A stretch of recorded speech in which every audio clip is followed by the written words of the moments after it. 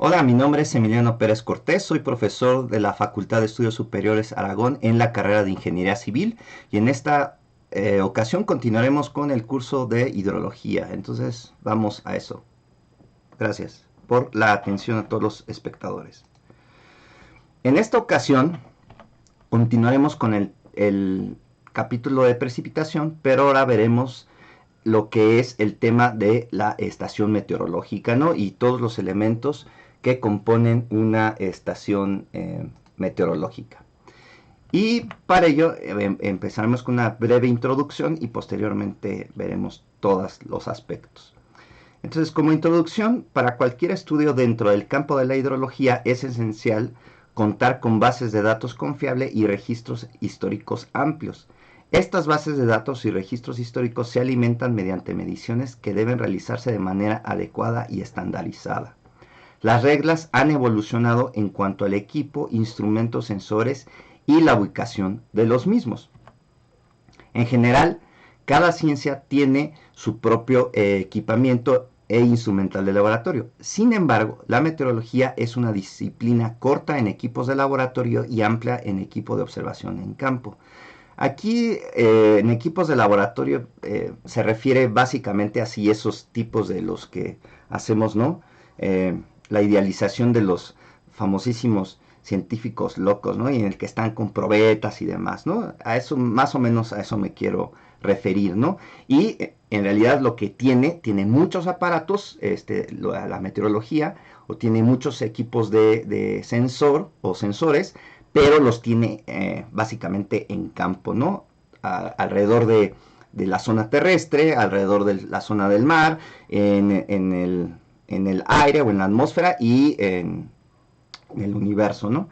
Entonces a eso quiero referirme con que es corta en equipos de laboratorio y amplia en equipos de observación en campo, ¿no?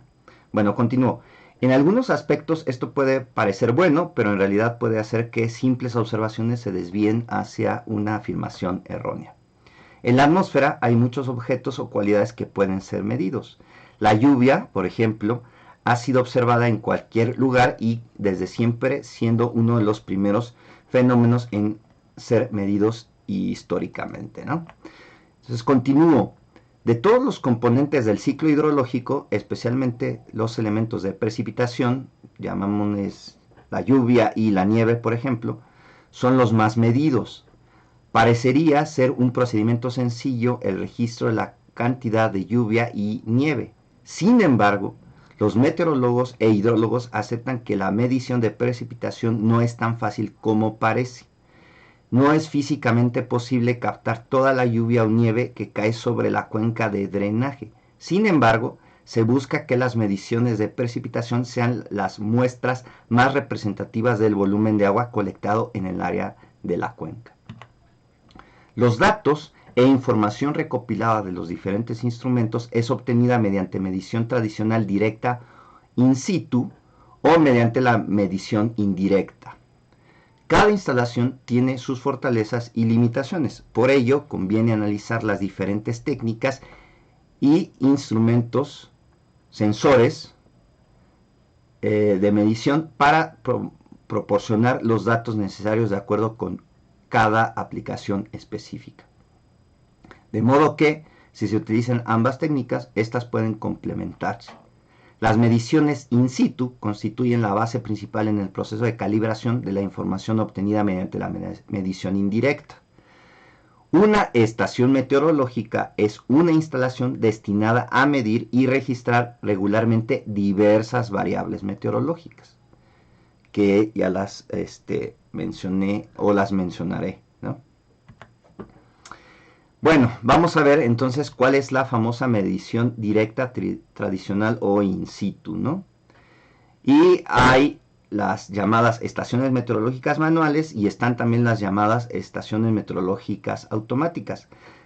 De manera general, también hay otras instalaciones o otras estaciones que también se operan aquí en el país, pero nada más voy a describir, digamos, estas dos de manera general, ¿no? Las estaciones meteorológicas manuales en esta estación manual es una instalación de instrumentos y sensores en donde la recopilación de datos se lleva a cabo por técnicos especializados o observadores. Es decir, tiene que ir una persona o un técnico a hacer la toma de datos o la recopilación de esas variables meteorológicas. Esa es la situación porque se llama manual. En el caso de las estaciones meteorológicas automáticas o llamadas EMAS, es un equipo de adquisición de datos en el que los instrumentos efectúan, almacenan y transmiten las observaciones de forma automática sin necesidad de la presencia de personal. Ajá. Obviamente cada una de estas instalaciones tienen sus pros y sus contras, ¿no? Ahora bien, vamos a ver cuál es la llamada medición indirecta. ¿Cómo se hace de manera general? Pues se hace con un radar meteorológico o radar meteo, y también se puede hacer con un satélite meteorológico o comúnmente llamado satélite, ¿no? Entonces, el radar meteorológico o radar meteo es usado en meteorología para localizar precipitaciones, calcular sus trayectorias y estimar sus tipos. Permite estimar la dirección y velocidad del viento en las zonas bajas de la atmósfera. Los datos tridimensionales pueden analizarse para extraer la estructura de las tormentas y su potencial de trayectoria y de daño, ¿no? Este es un ejemplo de manera general, de manera general. Obviamente sesgado a la parte que nos interesa, que es la precipitación, ¿no? Ahora, el satélite meteorológico, un satélite meteorológico es un tipo de satélite artificial que se utiliza principalmente para supervisar el tiempo atmosférico y el clima de la Tierra. Y ese está en el espacio. Y como ya lo mencioné anteriormente, estos sensores o estos instrumentos o estos aparatos que son de medición indirecta, lo que se requiere es calibrarlos con los instrumentos o sensores de medición directa o in situ que están en la superficie de la Tierra. Y cuando me refiero a la superficie de la Tierra, puede ser terrestre o mar, es indistinto, ¿no? Pero me refiero que ya está, o sea, la precipitación ya cae a nuestra Tierra si es que queremos calibrar precipitación, lluvia, por ejemplo, ¿no? Entonces, continúo, ¿no? Ahora, ¿cuáles son los instrumentos y sensores de una estación meteorológica? Ajá. Ahorita voy a mencionar de manera general los que se encuentran en las estaciones meteorológicas manuales, ajá, las manuales, que son las que en la gran mayoría existen en todos los países y, perdón, los que existen en nuestro país particularmente. Entonces, el primer instrumento es la llamada garita o casilla o abrigo meteorológico, y es como el que estoy mostrando en las imágenes en la pantalla. Es una estructura de medidas estandarizadas que sirve de protección a los instrumentos de una estación meteorológica. Se fabrica en madera con forma de prisma rectangular con paredes dobles construidas por persianas, simples inclinadas a 45 grados. Mide 85 centímetros de frente por 60 centímetros de fondo y 80 centímetros de alto, con una puerta de 2 hojas al frente. Se pinta con esmalte de color blanco. El diseño protege los instrumentos de medición de la temperatura, de la radiación directa del sol, de la radiación terrestre nocturna, precipitación y condensación, mientras que al mismo tiempo permite una adecuada ventilación. Entonces, la garita o casilla o abrigo meteorológico, pues es esta, ¿no? Esta es la garita o esta es la casilla, que dentro de ella tiene otros instrumentos que ahorita voy a ir mencionando, ¿no? Entonces, continúo. Uno de esos instrumentos que tiene esa garita es el termómetro de bulbo seco y bulbo húmedo, y existen de diferentes diseños, ¿no? Está este de onda, ¿no? Y está este que es de motor, ajá, y está este, ¿no? Que ahorita los voy a mencionar, ¿no? Entonces, se emplea históricamente en las estaciones meteorológicas para calcular la humedad relativa del aire y la temperatura de rocío mediante fórmulas matemáticas o gráficos cartas perdón, psicométricas, utilizando como datos las temperaturas de bulbo húmedo y de bulbo seco. Esta última es la temperatura medida con un termómetro común en el aire. El termómetro de bulbo húmedo es un termómetro de mercurio que tiene el bulbo envuelto en un paño de algodón empapado de agua. Este es el que está envuelto en ese paño, que también le podemos llamar muselina, ¿no? Y este es el termómetro que, si se dan cuenta, no está envuelto. Este es el termómetro de bulbo seco y este sería el termómetro de bulbo húmedo. Este paño, de algodón está empapado de agua, como lo estoy mencionando. Continúo. Se emplea para medir la temperatura húmeda del aire. Ambos termómetros suelen estar montados sobre un soporte a distancias normalizadas, formando el instrumento llamado psicrómetro. Entonces, estos son psicrómetros. Este psicrómetro es de onda. ¿Qué se hace? Literalmente se gira, ¿no? Se gira. Ya después de que, de un minuto, si no mal recuerdo en la normalización, se toma la temperatura de bulbo seco y se toma la temperatura de bulbo húmedo después de hacerlo girar aproximadamente un minuto después de que estuvo empapada en agua, ¿no? Si no mal recuerdo la normalización.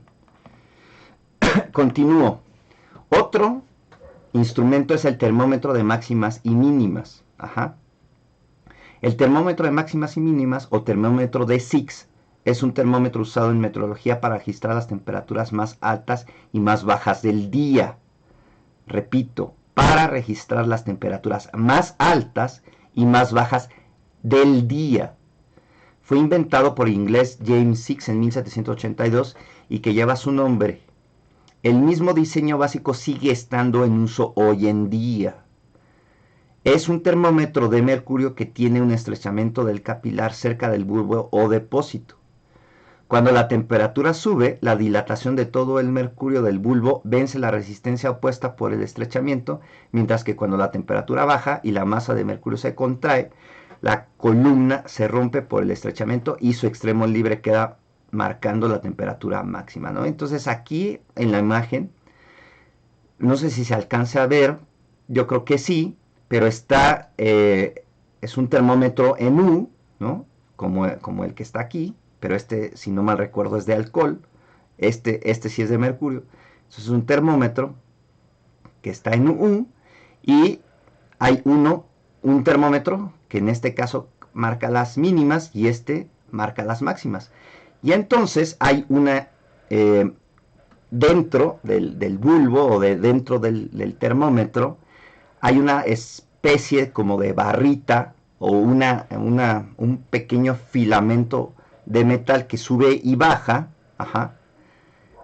y en el momento en que queda fijo o estático, por decirlo así, es porque alcanza la temperatura mínima y se hace la lectura. En este caso, si se dan cuenta, aquí está separado ese filamento que está en azul con respecto ya al mercurio, y aquí apenas se alcanza a notar que hay una separación también de la máxima, ¿no? Entonces se toma esta máxima y se toma esta mínima todos los días, ¿no?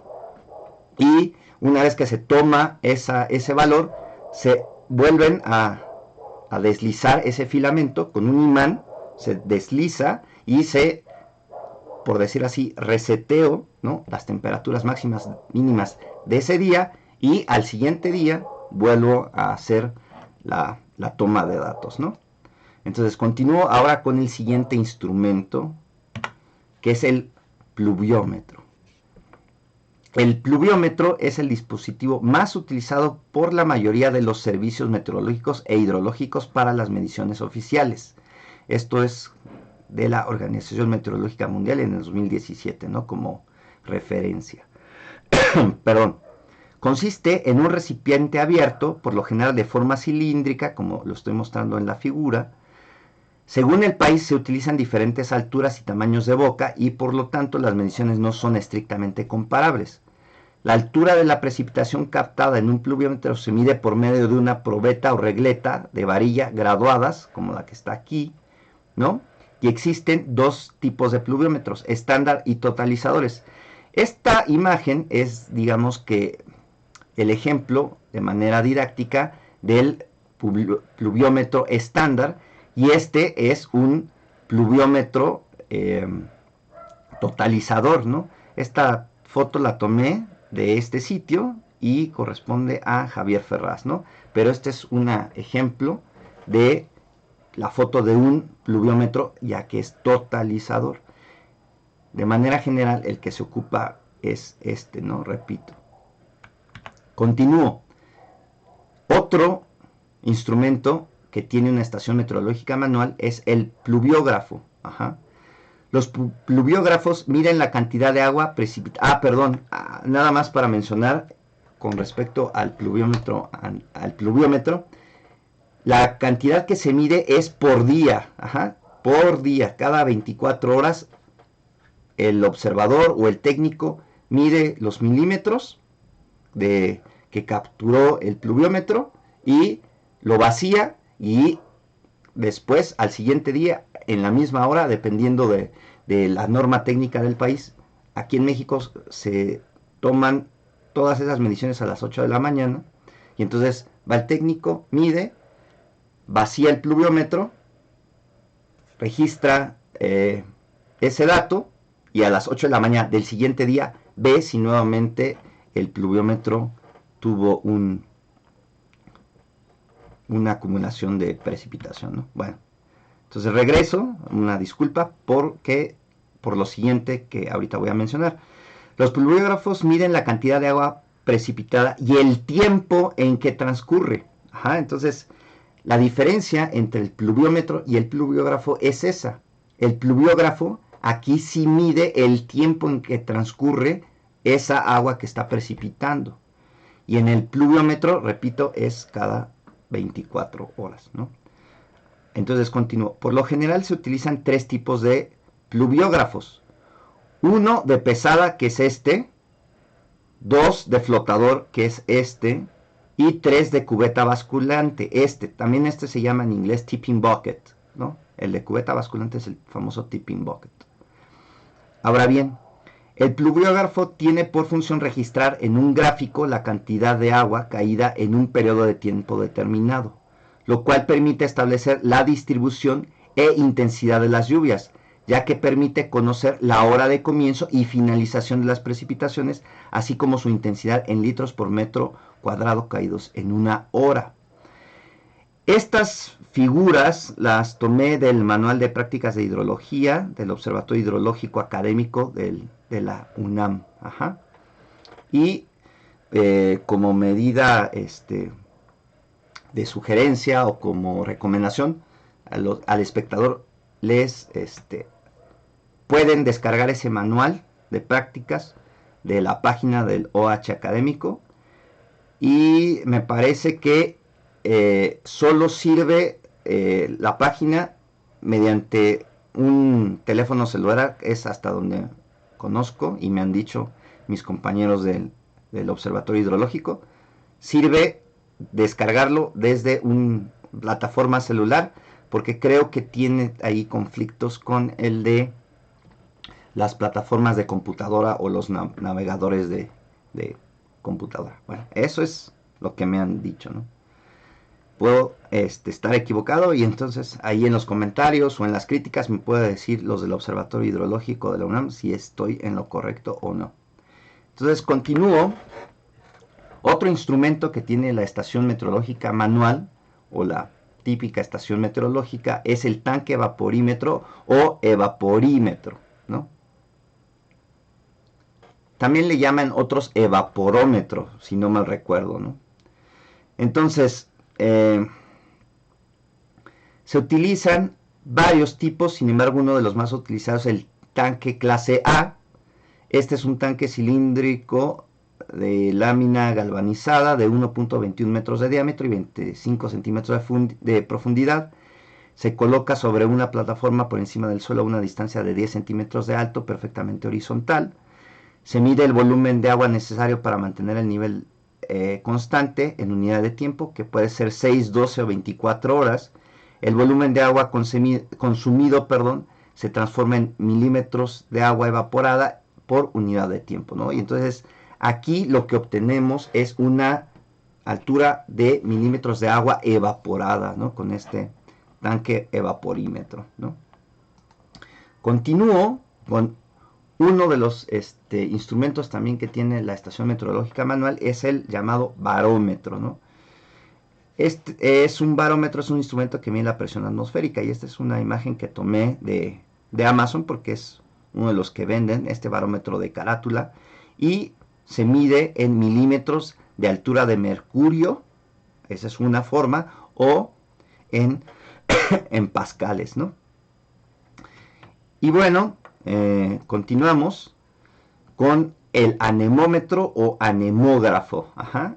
El anemómetro o anemógrafo es un aparato meteorológico utilizado para medir la velocidad del viento y así ayudar en la predicción del tiempo. En meteorología se usan principalmente los anemómetros de cazoletas o de molinete, que es como este. Especie de diminuto molino de 3 aspas con cazoletas sobre las cuales actúa la fuerza del viento. El número de vueltas puede ser leído directamente en un contador o registrado sobre una banda de papel anemograma, que es como el que tenemos aquí en esta imagen de la derecha, en cuyo caso el aparato se denomina anemógrafo, ¿no? Entonces están estos dos, ¿no? Digamos que este es un poco más antiguo o anterior a estos, ¿no? Y también en una estación meteorológica manual tenemos la veleta meteorológica, ¿no? Es un dispositivo utilizado para conocer la dirección del viento. En su base tiene 4 aspas metálicas que indican los puntos cardinales, y en la parte de arriba se encuentra la forma de una flecha. Este es, digamos, el típico, ajá, tiene las 4, ¿no?, direcciones o los 4 puntos cardinales. Está la flecha, ajá, que también se llama, llamada también saeta, o figuras grandes para adornarlas, ¿no?, llamadas guiraldas o guiraldillas, ¿no? Hoy en día ya no se ocupan tanto las llamadas guiraldas o guiraldillas, ¿no? Y de esto se llegó a esto, ¿no? A estas dos imágenes que serían la veleta meteorológica, y esa veleta meteorológica, si ya es automática, pues manda exactamente la dirección del viento, ¿no?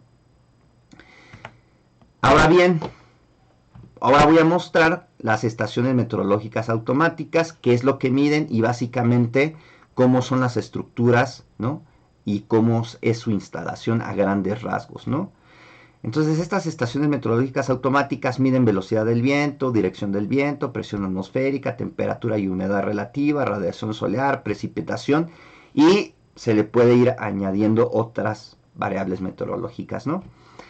Estas imágenes las tomé del Servicio Meteorológico Nacional de Conagua, ajá, en donde presentan, ¿no?, la estructura de tipo andamio, que es esta, ¿no?, de manera general cómo se instala la estación meteorológica automática o la EMA, ¿no?, de estructura tipo andamio, y la estructura de tipo torre triangular, ¿no?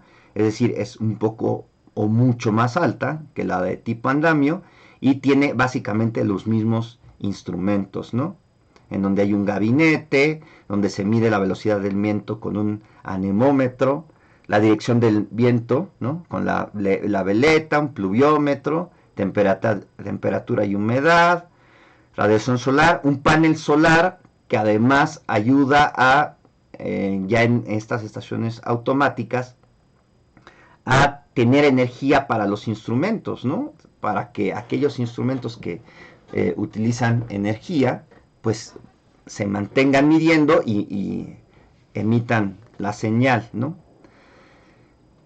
Y bueno, estas son dos de las formas de manera general que presenta Conagua, ¿no?, de las estaciones meteorológicas automáticas. Como ya lo mencioné y que también les hice la recomendación de que visitaran la página del Observatorio Hidrológico Académico, del Observatorio Hidrológico del Instituto de Ingeniería, y que bajaran el manual de prácticas de hidrología del famoso OH académico, que fui partícipe de esa publicación. Hay o existe, cuando se inició este proyecto o este observatorio, con un aparato que se llama disdrómetro, y es el que les estoy presentando en pantalla. Los disdrómetros miden la distribución del tamaño de gotas de lluvia, ¿no?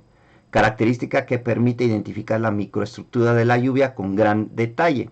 Este tipo de información ha sido ampliamente utilizado en estudios abocados a la comprensión de la erosión del suelo y propiedades microfísicas de la lluvia y otros, ¿cómo se dice? Y otros estudios que están produciendo en el Instituto de Ingeniería directamente con el Observatorio Hidrológico, y está toda esta información, ¿no? También lamento decirles a mis alumnos que por pandemia ya no les pude presentar personalmente. Este es un modelo de disdrómetro que me obsequió el OH académico gracias a mi participación en ese manual. La idea de esta maqueta o de este modelito es que vean, ¿no?, cómo funciona. Y la idea es que está un láser, y cuando cae una gota o varias gotas, ese láser mide el número de gotas que pasan, el diámetro y otra serie de mediciones, ¿no? Entonces es una maqueta que me regaló el Observatorio Hidrológico, y pues aquí se las presento. Y lamentablemente por pandemia y por estas situaciones de este tipo de clases, incluso que las estoy grabando, pues no se los pude presentar presencialmente, ¿no? Y bueno, eso es todo por la clase de hoy. Nos estaríamos viendo las siguientes clases. Aquellos que están viendo este material en el canal de YouTube y no se han suscrito, les pido que se suscriban, que activen la campanita, que le den me gusta, que lo compartan en todas sus redes sociales, que hagan comentarios. Y pues nada, yo me despido, continúo con mis alumnos off the record. Hasta luego. Gracias.